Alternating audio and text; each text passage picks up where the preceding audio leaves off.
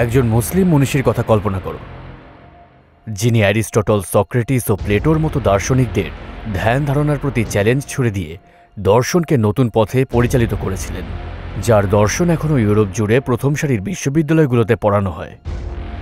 এক মহামানব, যিনি ইতিহাসে এক স্বর্ণযুগের সূচনা করেছিলেন। হুজাত উল ইসলাম আবু হামিদ মোহাম্মদ আল গাজ্জালি। আমি যদি বলি যে সর্বস্ব কেড়ে নেওয়া একজন ডাকাত এই মহান মনীষীকে অগাধ পাণ্ডিত্য অর্জনে উদ্বুদ্ধ করেছিল।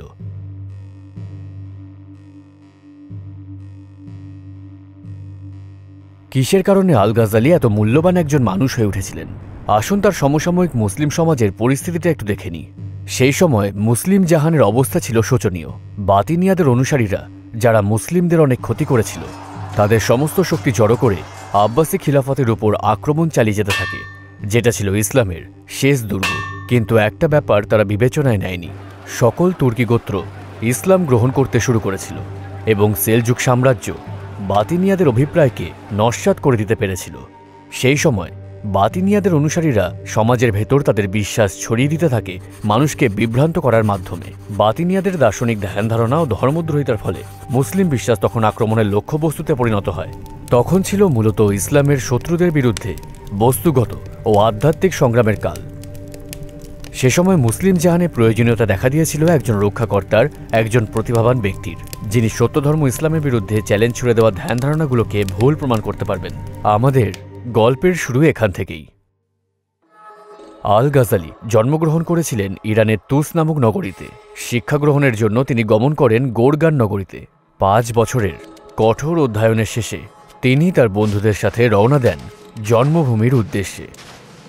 অতঃপর যাত্রাপথে ডাকাত দলের হাতে পড়ে তারা ছত্রভঙ্গ হয়ে যান এবং ডাকাতদের কাছে তিনি তার 5 বছর ধরে লিখে রাখা নোটগুলো সহ সর্বস্ব হারান। ভয় পেলেন তিনি তার জ্ঞানের উৎস হারিয়ে ফেলবেন, এটা অনুধাবন করে ডাকাত দলকে অনুসরণ করলেন। ডাকাত দলের সর্দারকে তিনি বললেন যে গত 5 বছর ধরে তার অর্জিত জ্ঞানের সবটুকুই রয়েছে ওই নোটগুলোতে, এবং তাদের বললেন তাকে অন্তত নোটগুলো ফিরিয়ে দেওয়া হোক। ডাকাত দলের সর্দার ইমাম আল গাজ্জালিকে নিজের অজান্তেই এমন একটা কথা বলে ফেলল যেটা আল গাজ্জালির জীবনের মোড় ঘুরিয়ে দিয়েছিল। তুমি কি দাবি করছো জানো? আমি তোমার থেকে নোটগুলো নিয়ে নিলে তোমার আর জ্ঞান থাকবে না। জ্ঞানকে হৃদয়ে ধারণ না করে তুমি নোটবুকে লিখে রেখেছ। কথা বলে সে নোটবুক ফিরিয়ে দিল। একজন ডাকাতের মুখে এমন কথা কেউই আশা করেনি। যাই হোক, কথাগুলোকে বলেছে না ভেবে আল গাজ্জালি মনে করলেন এগুলো আল্লাহর লোকটাকে দিয়ে বলিয়েছে, তাই আল গাজ্জালি এগুলোকে আল্লাহর সতর্কবার্তা হিসেবে নিলেন। আর 3 বছরের মধ্যে তিনি তার নোটের সকল লেখা মুখস্থ করে ফেললেন। তিনি আর তার পাঠ্য বই এবং নোটের উপর নির্ভরশীল থাকলেন না। আরও জ্ঞান লাভের উদ্দেশ্যে এবার তিনি গমন করলেন নিশাপুরে।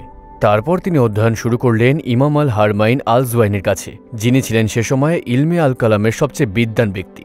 কঠোর সাধনার মাধ্যমে তিনি অধ্যয়ন করতে লাগলেন শাফিয়া, আইনশাস্ত্র, আকিদা, যুক্তিবিদ্যা, প্রজ্ঞা আর দর্শন। আর এই সকল ক্ষেত্রে তিনি অর্জন করলেন গভীর জ্ঞান। তিনি হয়ে উঠতে লাগলেন একজন মুসলিম আদর্শ পুরুষ। তার শিক্ষক তার প্রশংসা করে বলেছিলেন আল গাজ্জালি এক গভীর সাগর। যখন আল গাজ্জালি আল মানহুল নামক একটি গ্রন্থ রচনা করলেন ইসলামী আইনশাস্ত্র নিয়ে, তার শিক্ষক প্রশংসা করে বলেছিলেন, আমাকে জীবন্ত কবর দিয়ে দিলে, আমার মৃত্যু পর্যন্ত অপেক্ষা করতে পারলেন না। আল গাজ্জালির ছিল অসামান্য বুদ্ধিমত্তা ও স্মৃতিশক্তি। মহান শাসক নিজাম আল মুল্ক আল গাজ্জালির জ্ঞান আর বুদ্ধিমত্তা লক্ষ্য করেছিলেন। তিনি ভাবছিলেন মুসলিম বিশ্বের জন্য মারাত্মক হুমকি হয়ে ওঠা বাতিনিয়া আন্দোলনের মতাদর্শকে ভুল প্রমাণিত করে সুন্নি ইসলামকে রক্ষা করার জন্য আল গাজ্জালি আদর্শ ব্যক্তি। যেহেতু বাতিনিয়াদের অনুসারীদের সামরিকভাবে পরাস্ত করা যাচ্ছিল না, তাদের অবসানের জন্য অত্যন্ত প্রয়োজনীয় হয়ে উঠেছিল তাদের দর্শনকে ভুল প্রমাণ করা। সেই সময় বাতিনিয়াদের অনুসারীরা তাদের নেতা হাসান ইসাবার নেতৃত্বে মুসলিম জাহানে রক্তগঙ্গা বইয়ে দিচ্ছিল। তারা নিরক্ষর মুসলিমদের গুপ্তঘাতক হিসেবে ব্যবহার করার মাধ্যমে ধোঁকা দিচ্ছিল। তারা যখন তাদের নিজস্ব পদ্ধতিতে উচ্চপদস্থ শত্রুদের হত্যা করছিল, মুসলিম শাসকগণ করুণভাবে তা শুধু চেয়ে চেয়ে দেখছিলেন আততায়ীদের হাতে তাদের রাষ্ট্রনায়কদের নিহত হতে। এইসব কারণেই বাতিনিয়া আন্দোলনকে নস্যাৎ করে দেওয়া জরুরি হয়ে পড়ে, আর তাদের দর্শনকে ভুল প্রমাণ করাই এর একমাত্র উপায় ছিল। নিজাম আল মুল্ক এই উদ্দেশ্যে আল গাজ্জালিকে বাগদাদে আমন্ত্রণ জানান। সেই সময় বাগদাদ ছিল পৃথিবীর সবচেয়ে জনবহুল নগরীগুলোর একটি। সে সময় জ্ঞান বিজ্ঞানেও নেতৃত্ব দিচ্ছিল বাগদাদ নগরী।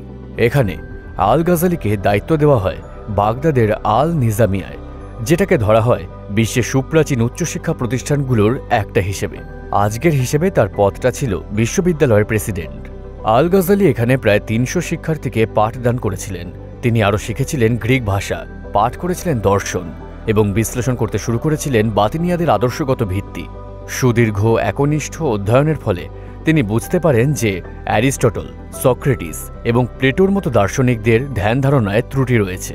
তিনি আরও লক্ষ্য করলেন কোনো দার্শনিক গ্রিক দর্শনকে ব্যবহার করে ইসলামী বিশ্বাসকে ক্ষতিগ্রস্ত করেছেন। কিভাবে তারা ইসলামের প্রকৃত সত্যকে বিকৃত করছে সেটা লক্ষ্য করে তিনি ইসলামকে রক্ষা করতে এগিয়ে আসেন।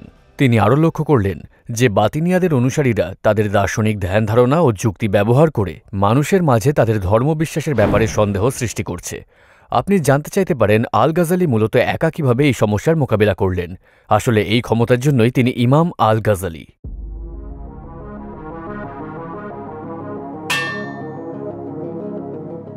গভীর অধ্যয়ন এবং বিশ্লেষণ শেষে ইমাম আল গাজালি একটা সুনির্দিষ্ট পরিকল্পনা করেন। তিনি মাকাসিদ আল ফালাসিফা বা দার্শনিকের লক্ষ্য নামে একটা গ্রন্থ রচনা করেন, যাতে তিনি বিস্তারিতভাবে দর্শনের উদ্দেশ্য ব্যাখ্যা করেন এবং দর্শনশাস্ত্রের প্রশংসা করেন। আর এই জন্যই তিনি দার্শনিকদের কাছে বেশি প্রিয় এবং পরিচিত ছিলেন। আর কেউই দর্শন সম্পর্কে এত বিস্তারিত ও সঠিক তথ্য তুলে ধরতে পারেনি। এই বিষয়টাই স্বীকার করে যে আল গাজালি একজন যোগ্যতা সম্পন্ন দার্শনিক। ঠিক সেই সময় তিনি আরেকটি কাজ করেন যেটা তিনি করবেন বলে কেউ ভাবেইনি। তিনি একটা বই লেখেন তাহাফুদ আল ফালাসিফা নামে, যার অর্থ দার্শনিকদের অসঙ্গতি। এই গ্রন্থে তিনি দর্শনের কিছু বিদ্যাপীঠ এবং সেই সাথে বহু দার্শনিকের মতামতকে অত্যন্ত যৌক্তিক ও সঠিক প্রমাণ ব্যবহার করে ভুল প্রমাণিত করেন। তিনি বলেন, দার্শনিকদের সিদ্ধান্ত মোটেই পরীক্ষা নিরীক্ষা এবং বিজ্ঞান নির্ভর নয়, বরং অনুমান নির্ভর, এবং সেই জন্য দার্শনিকদের মধ্যে ঐক্যমত নেই।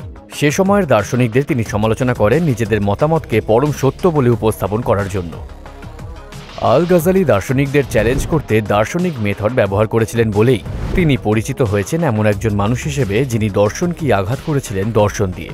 বস্তুত তিনি দেখাতে চেয়েছিলেন যে ধর্ম ও আধ্যাত্মিক তত্ত্বের সাথে সম্পর্কিত কিছু বিষয়ে একমাত্র ধর্মই দাবি করতে পারে সত্যের সন্ধান পাওয়ার, দর্শন নয়। ধর্ম আর দর্শনশাস্ত্রের মধ্যেকার সম্পর্কের ব্যাপারে আলোচনায় নতুন অধ্যায়ের সূচনাকারী তাহাফুত আল ফালাসিফা বইটিকে বিবেচনা করা হয় দর্শনশাস্ত্রের অন্যতম মাস্টারপিস হিসেবে। পণ্ডিত আর বুদ্ধিজীবীদের মধ্যে দার্শনিক আলোচনার সংস্কৃতি টিকিয়ে রাখতেও সাহায্য করেছে এই বইটি। যে সময় ইমাম আল গাজালি এসব সিরিয়াস বিষয় নিয়ে কাজ করছিলেন, হাসান ইসাবা, বাতিনিয়া আন্দোলনের তৎকালীন নেতা, নিজেকে ঘোষণা করেন নির্ভুল, নিষ্পাপ ও এমন একজন মানুষ হিসেবে যার কর্মকাণ্ডের ব্যাপারে কোনো প্রশ্ন তোলা যাবে না। তাই নিজেকে সে দাবি করে একজন পাপমুক্ত বিশুদ্ধ ইমাম। বাতিনিয়াদের যুক্তি যেমন নিষ্পাপ ইমামই সত্যিকারের জ্ঞানের উৎস এবং সেই জ্ঞান অর্জন ইমামের ইচ্ছের উপর নির্ভরশীল, এসব ইমাম আল গাজালি খণ্ডন করেছিলেন তার ফাদাই আল বাতিনিয়া বা বাতিনিয়াদের কুকীর্তি নামক গ্রন্থে। অর্থাৎ কুসংস্কার আর ধর্মদ্রোহিতা দূর করে তিনি ইসলামী তত্ত্বকে স্পষ্ট করেছিলেন, যা এসেছিল মূলত সুন্নি ইসলামের বাইরের গ্রিক দর্শনের প্রভাব থেকে।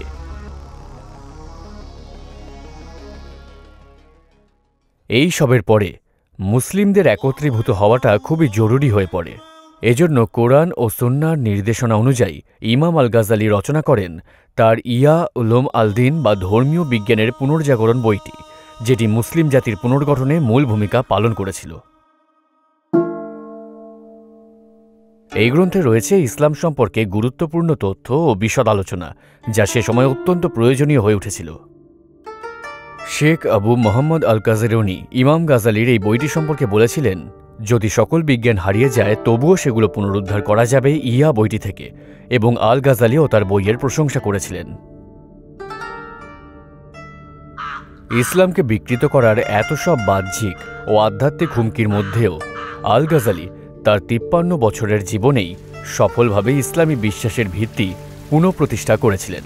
ইসলামকে রক্ষা করতে বই লিখে আল গাজালি যে সফলতা অর্জন করেছিলেন, তার জন্য তিনি অর্জন করেছিলেন এক চমৎকার উপাধি। তাকে বলা হয়েছে হুজ্জাত আল ইসলাম, যার মানে ইসলামের প্রমাণ, এবং তাকে গণ্য করা হয়েছে শতাব্দীর শ্রেষ্ঠ মুজাদ্দিদ হিসেবে। আত্মজীবনীমূলক গ্রন্থ আল মুনকিদ মিন আল দালাল, ধর্মদ্রোহিতা থেকে পথপ্রদর্শন, আল গাজালি তার নিজের জীবন সম্পর্কে বলেছেন, তারুণ্য থেকে শুরু করে এই 50 বয়স পর্যন্ত আমি কখনোই জ্ঞানের এই অগাধ সাগরে ডুব দিতে ভয় পাইনি। এই উত্তাল সমুদ্রে আমি ডুব দিয়েছি ভীরুর মতো নয়, একজন সাহসী মানুষের মতো। যা আমার সামনে এসেছে তার সাথে আমি লড়াই করেছি। প্রতিটা চ্যালেঞ্জ আমি গ্রহণ করেছি তাৎক্ষণিকভাবে। আমি পাঠ করেছি প্রত্যেক সম্প্রদায়ের বিশ্বাস ও ধ্যান ধারণা এবং চেষ্টা করেছি প্রতিটা ধর্মবিশ্বাসের খুঁটিনাটি আবিষ্কার করতে। এর ফলে শৈশবের আনন্দময় দিনগুলো থেকেই আমি অনুকরণ থেকে মুক্ত ছিলাম এবং বড়দের কাছ থেকে পাওয়া বিশ্বাসের গণ্ডিতে আবদ্ধ ছিলাম না। এখন আমরা বুঝতে পারছি তিনি কত বড় বিদ্বান ছিলেন, রাইট? ইসলামের শত্রুরা যখন কোরআনের নীতিমালাকে মুছে ফেলতে জোটবদ্ধ হয়েছিল, তিনি নির্ভয়ে এগিয়ে এসেছিলেন। যখন একা ছিলেন তখনও, এবং আমাদের জন্য রেখে গিয়েছেন সাহসের শিক্ষা। 1111 খ্রিস্টাব্দে অর্ধ শতাব্দীর জীবনকাল শেষে তিনি পরলোক গমন করেন। সারা রাত কোরআন পাঠ করে ফজরের সময় অজু করে নামাজ পড়ার পর ইমাম আল গাজালি বসলেন এবং একটা কাফন চাইলেন। সেই কাফনের কাপড়ে চুম্বন করে সেটা নিজের মুখে বুলিয়ে তিনি বললেন, হে আমার প্রতিপালক, হে প্রভু, আপনার আদেশ আমার জন্য আশীর্বাদ। তারপর তিনি তার ঘরে প্রবেশ করলেন। দীর্ঘক্ষণ ধরে তিনি ঘর থেকে বের না হওয়ায় অন্যান্যরা তার ঘরে প্রবেশ করে দেখতে পেল তিনি কাফন পরে কিবলামুখী অবস্থায় শায়িত রয়েছেন এবং শিয়রের পাশে লিখে গিয়েছেন একটা কবিতা। আমাকে মৃত দেখে ক্রন্দনরত আমার বন্ধুদের বলো, ইসলাম অনুসারী আমার ব্যথা ভারাক্রান্ত ভাই বোনেদের বলো, মনে করো না আমি আসলেই মরে গেছি। খোদার দোহাই, কেউই একে মৃত্যু বলো না। আমি এক চড়ুই, এই দেহটা আমার খাঁচা। খাঁচা ছেড়ে উড়ে গেছি আমি, পড়ে আছে শরীর। আজ সকালেই আমি তোমাদের মাঝে মৃত মানুষের মতো কিছুক্ষণ বাস করে তারপর কাফন পড়েছি। কখনো অনুমান করো না যে মৃত্যু চিরস্থায়ী। দৃঢ় বিশ্বাস রেখো, মৃত্যুই জীবন এবং বাসনার নাম। মৃত্যু অনিষ্টও নয়, বেদনাও নয়। মৃত্যু মানে এক গৃহ ছেড়ে অন্য আরেক গৃহে যাওয়া। যা কিছু আবশ্যক সাথে নিয়ে যাত্রা শুরু হোক। যদি বুদ্ধি থাকে তবে অন্য কিছু আঁকড়ে ধরো না। আমার জন্য দোয়া করো যাতে তোমরাও সেটা পাও। আমরা এসেছি চলে, জানি তোমরাও আসবে পরে। তোমাদের শান্তি হোক, এই আমার শেষ কথা। আল্লাহ তোমাদের রক্ষা করুক। আর কিছু বলার আছে কি?